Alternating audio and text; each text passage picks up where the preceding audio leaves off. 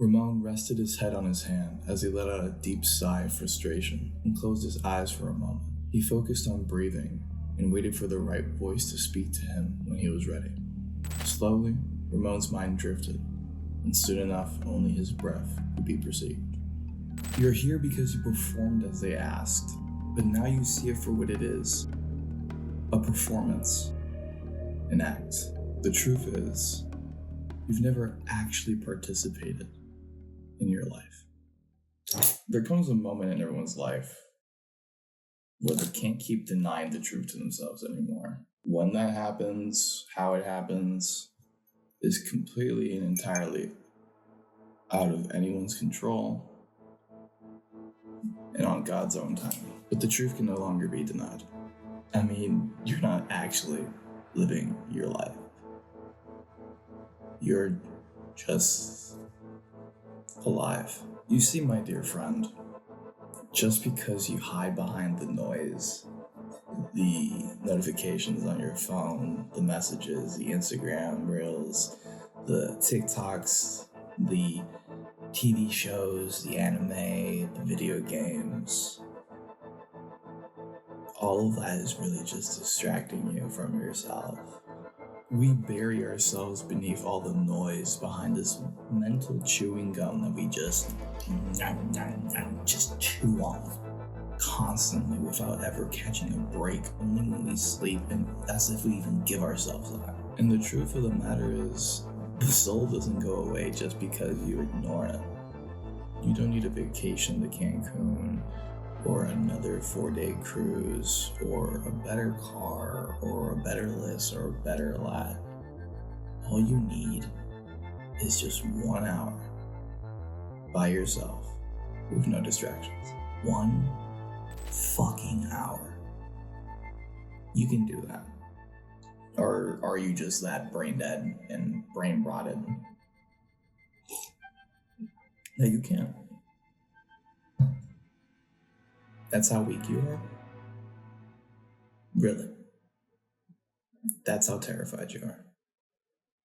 You can't sit down with yourself for 1 hour. That's all I'm asking. I'm not asking you to completely radically change your life or to, in 24 hours, become a whole new person. No, that's ridiculous. It's unrealistic. And if you thought that was where this was going, you're stupid, or you've listened to a lot of stupid stuff. But now that you've gotten over yourself, here's the actual process that Ramon used to help figure himself out, and one that I use religiously all the time. Number 1, return to your seat of consciousness. No phone, no music, no screens, nobody else. Just you, ideally outside, somewhere with nature, or in a room that you're comfortable and feel safe in. All you have with you is a pen and a paper, and you sit down with yourself and stare at the wall, a leaf on a tree or something, for an hour. And you just sit there. 1 full hour, not 45 minutes, not 30. 60 minutes on the clock. Set the timer. And fight the itch to run. Number 2, write whatever comes to mind. You're not writing your autobiography or an essay or trying to tell your entire life story. You're not trying to explain anything. You're simply writing whatever comes to your mind without questioning it, without judgment, without criticizing it. You just let it out.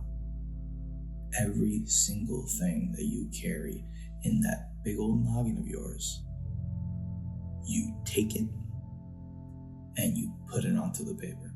Doesn't require any more thinking than that. Number 3, reflect.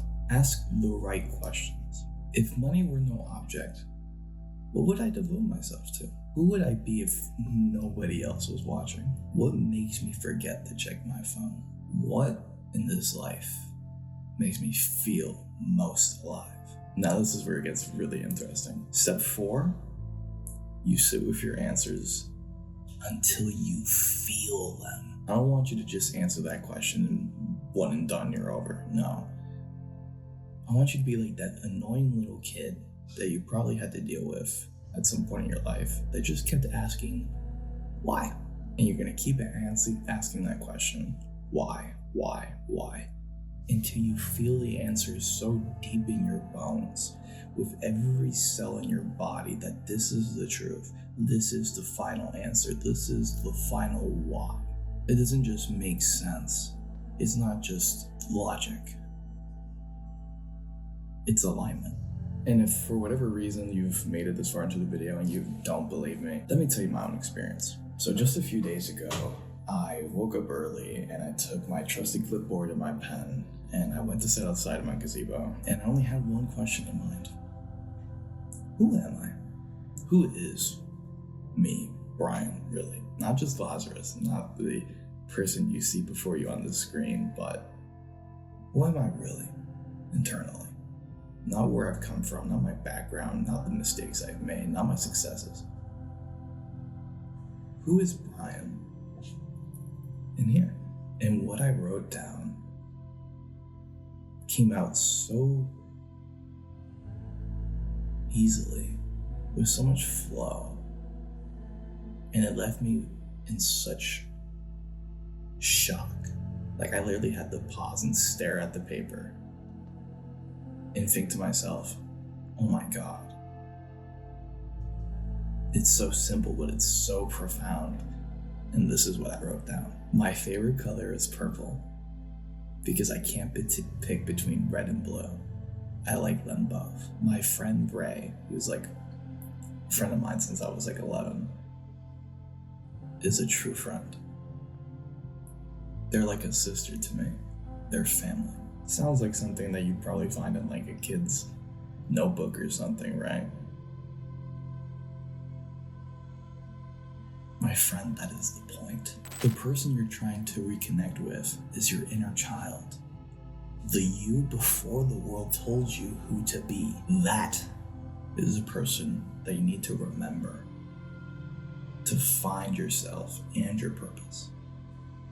And let me explain to you the significance and the meaning behind what I wrote down. So the first thing is that my favorite color is purple because I couldn't pick between red and blue. And this is true, blue was originally my first favorite color. Later I really liked red, but I liked both for different reasons. So what did I do? Oh, well, let me combine the two. And I get purple. And purple looks great. It has qualities of both. I like purple. That's creative problem solving. As a kid. Oh, I like these two colors, what do? Slack them together and now I like them both. And the second thing is that relationships mean a lot to me. And I'm happy that there's something that is just innate in me, because this is gonna be a little bit of a side tangent, but I think about death a lot.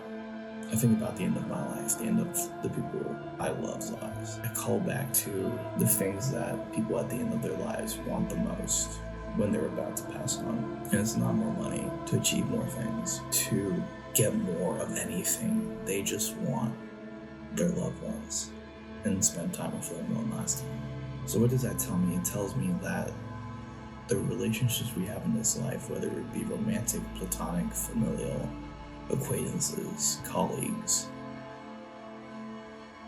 having that intimacy between other human beings, having a connection, is what we want to experience the most of when we're about to step into the grave. So what does that tell me about myself, these two answers that I wrote down to my question? One, it tells me that I have a brain of some shape or form, and that one of my priorities is naturally aligned with the priorities that you should have in this life, because of what matters most at the end of the road. I don't even have to prove it to you that I know that that's the truth, because I feel it so deep ingrained in my being that when I say I am creative or that relationships matter to me, it is a statement coming straight from my soul. I mean, of every fiber of my being. And that's when you know that's the truth. When you're able to say that's sort of a statement and mean it with everything, that's when you've struck gold. Which brings us back to Ramon. Ramon didn't quit his job after he had that moment of clarity. He didn't suddenly have a 10-year business plan or some sudden miracle happen to him. No, my dear friend, he just gained something priceless. A sense of direction. And once you get that taste of direction, it's nearly impossible to stand anything else. So please, go sit with yourself for an hour. Get rid of all the noise. And you'll find that beneath all that noise was the answer you were looking for this whole time. Now, allow me to leave you with this question that my mother has asked me for as long as I can remember. Your mind can either save you or it can end you. Which will you choose? Take care, my dear friend.